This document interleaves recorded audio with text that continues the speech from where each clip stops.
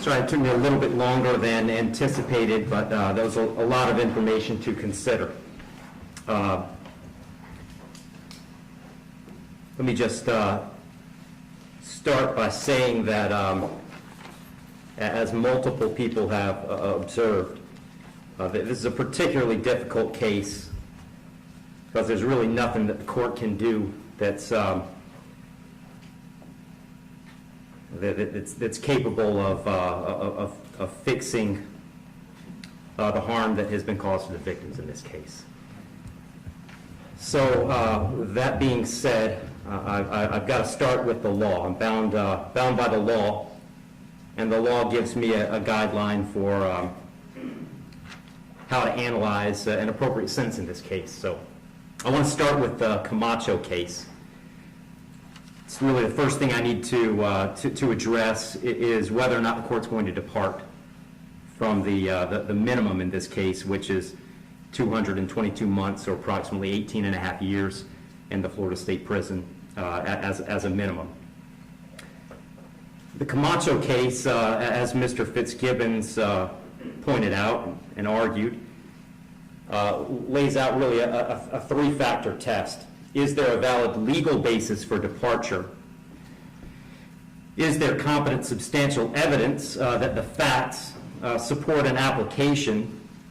Or do the facts apply to the departure basis that is being asserted? To both of those questions, I answer those yes. There is a valid legal basis for departure, and there is competent substantial evidence that would support a departure. And really, I'd find that as to all of the departure bases argued, with the exception of the disparity argument. I'll just comment on that one for a moment. The defendant has argued that an available basis for departure is the disparity between the guidelines and the sentence that Mr. Barano got. I don't agree with that. I agree that disparity could potentially be an available legal basis for departure. But in this case, I don't think it applies because I do think that there are important substantive differences between the facts as applied to Mr. Barano and the facts as applied to Mr. Heron. The state's put those on the record. I won't elaborate on it too much other than to say I think that the difference, the age of majority for Mr. Heron is one of those. But mostly I just think that the facts are different as between those two defendants. And so I don't believe that the facts in this case support that as a departure basis, because I believe that a disparity in sentence between Mr. Barano and Mr. Heron is appropriate in this case. That brings me to the third question of should essentially the third factor under the Camacho case is should the trial court depart? And the court in this case is going to decline to depart. So I'm answering that question in the negative. The trial court in this case is not going to depart. And I don't reach that decision lightly. When evaluating an appropriate sentence, I will start with Florida Statute 921.002.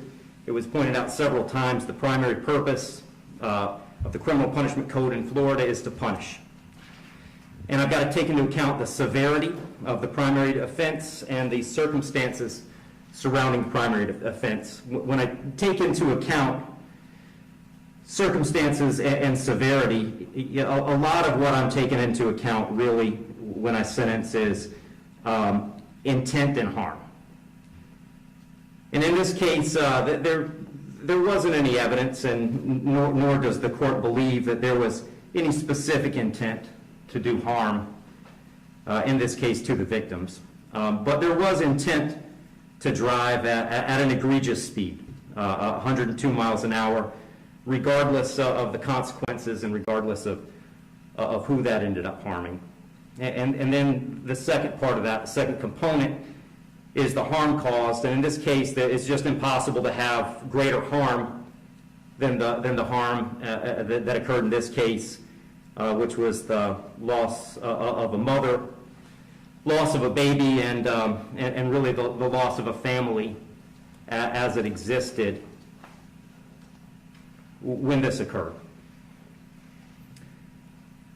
I did consider, I also want to make a record, I did consider sentencing Mr. Heron as a youthful offender, but for the same reasons that I'm discussing, I didn't think sentencing him as a youthful offender was appropriate. I agree that youthful offender was something that the court could have done. I did consider it. I carefully considered it.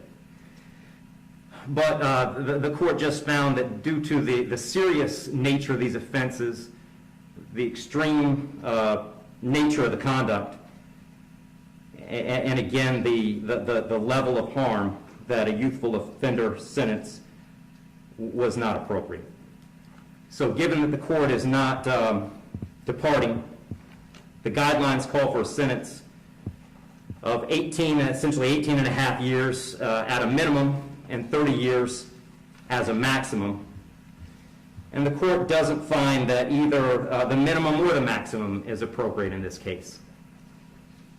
I've said it several times, that serious nature of the offense, egregious nature of the conduct, and mostly the harm that's been caused prevent me from putting this as a bottom of the guidelines minimum case. But the departure bases argued by the defendant did provide some reason not to put it at the top of the maximum. And specifically, the court did take into account that the defendant's 18, certainly responsible for his actions, and he's being held accountable for his actions. But the age of 18, the court finds, is a mitigating factor and shouldn't put this at a maximum. Also, the complete lack of prior criminal history is something that the court considered as preventing this from being at the top. So having said all that, the court is going really toward the middle between the minimum under the guidelines and the maximum punishment permitted under Florida state law. So on count one,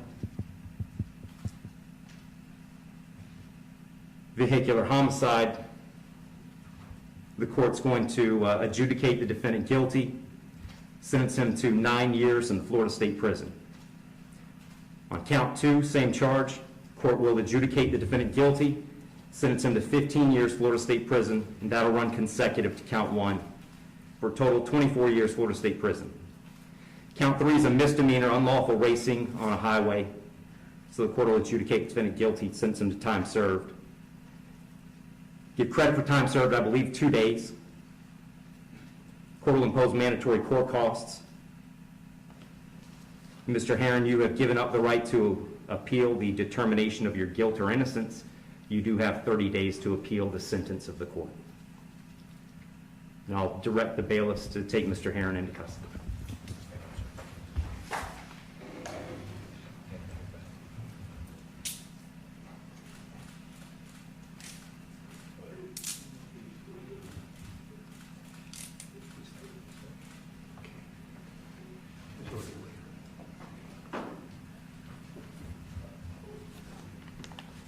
Wish you well, Mr. Heron.